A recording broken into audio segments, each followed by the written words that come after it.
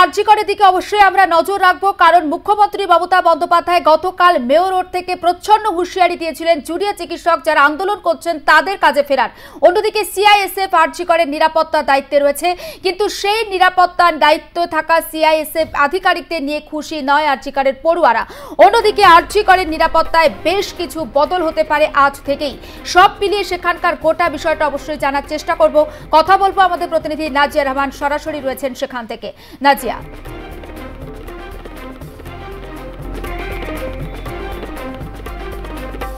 একেবারেই আরজিকরে আন্দোলন কিন্তু অব্যাহত এবং জুনিয়র ডাক্তাররা তারা যে কর্মবিরতি করছিলেন সেটা কিন্তু এখনো অব্যাহত রয়েছে। তারা কর্মবিরতি ততদিন পর্যন্ত চালাবেন যতদিন না পর্যন্ত তিলোত্তমার বিচার পাওয়া যায়। তিলোত্তমার জন্য যে বিচার তারা দাবি করেছেন সেই বিচার এখনো পর্যন্ত পাওয়া হয়নি, তাই কর্মবিরতি চলবে।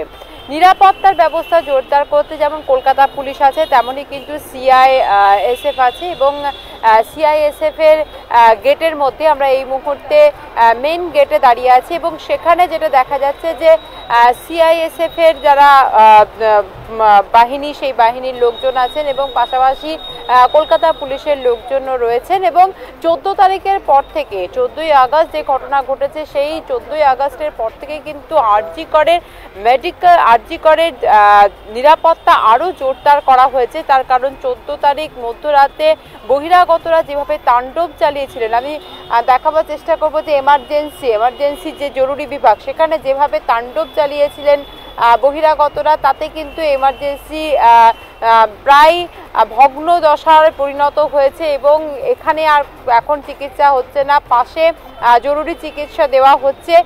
সিনিয়র ডাক্তাররা এই মুহূর্তে জরুরি চিকিৎসার মধ্যে সামিল হয়েছেন, পাশাপাশি ওপিডিতেও সিনিয়র ডাক্তাররা রয়েছেন। তার কারণ জুনিয়র ডাক্তারদের কিন্তু এই মুহূর্তে আন্দোলন চলছে, তারা কর্মবিরতিতে সামিল হয়েছেন এবং যতদিন না পর্যন্ত জাস্টিস মিলছে ততদিন পর্যন্ত আন্দোলন তারা চালিয়ে যাবেন।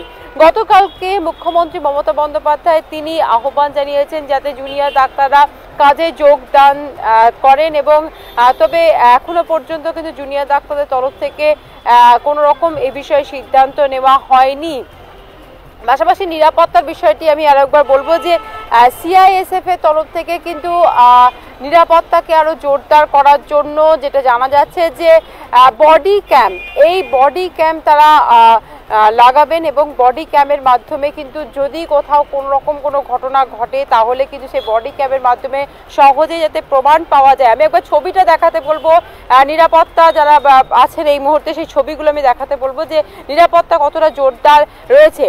বডি ক্যাম্প 60টি বডি ক্যাম্প চাওয়া হয়েছে, বিভিন্ন জায়গায় কিন্তু থাকবে এবং সেক্ষেত্রে যদি কোনো রকম কোনো ঘটনা ঘটে প্রমাণস্বরূপ কিন্তু সেই তাৎক্ষণিকভাবে যাতে রেকর্ডিং পাওয়া যায় তার জন্যই কিন্তু এটার আহ্বান জানানো হয়েছে, দাবি সিআইএসএফ এর তরফ থেকে চাওয়া হয়েছে। এবং পাশাপাশি আরও একটি বিষয় যেটা বলা হয়েছে যে একটি নাম্বার দেওয়া হবে জরুরি ভিত্তিতে এবং সেই নাম্বারের কানেকশন থাকবে সিআইএসএফ এর হাতে এবং সেই নাম্বারে বিভিন্ন জায়গায় কিন্তু পোস্টার বা প্ল্যাকার্ডের মধ্যে সেই নাম্বার দিয়ে দেওয়া হবে।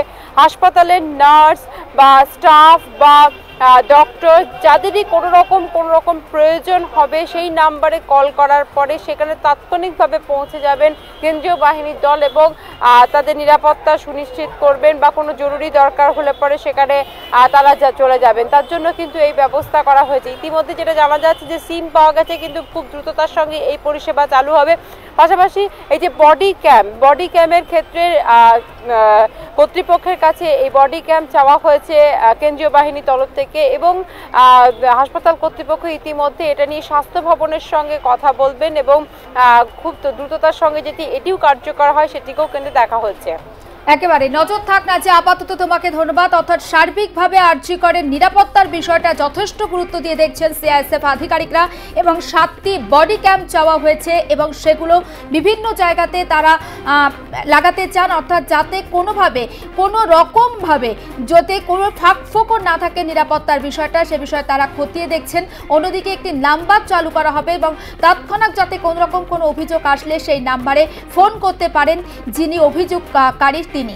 এবং সব মিলিয়ে আরজি করের দিকে আমাদের অবশ্যই নজর থাকবে, কারণ জুনিয়র ডাক্তারদের একদিকে যখন প্রচ্ছন্নভাবে হুঁশিয়ারি দিয়েছেন মুখ্যমন্ত্রী মমতা বন্দ্যোপাধ্যায়, তাদের কাজে ফেরার আর্জি জানিয়েছেন, কিন্তু তার মধ্যেও জুনিয়র ডাক্তাররা প্রশ্ন তুলেছেন তারা এখনো পর্যন্ত 9 তারিখে যে ঘটনা ঘটে গিয়েছে তার বিচার পাননি, তাহলে কোন যুক্তিতে বা কিসের ভিত্তিতে তারা কাজে যোগদান করবেন, কিসের জন্য তারা তাদের সহকর্মীকে হারালেন, সেই প্রশ্নও তুলেছেন আন্দোলনকারী চিকিৎসকেরা। আর সব মিলিয়ে সিআইএসএফ আরজি কলেজের নিরাপত্তা দায়িত্ব ছিল এতদিন পর্যন্ত, সেই দায়িত্বে যে তারা খুশি নন, গোটা বিষয়টা তারা নতুন করে পর্যালোচনা করে সেখানে নতুনভাবে নিরাপত্তার ব্যবস্থা ঠিক করবেন।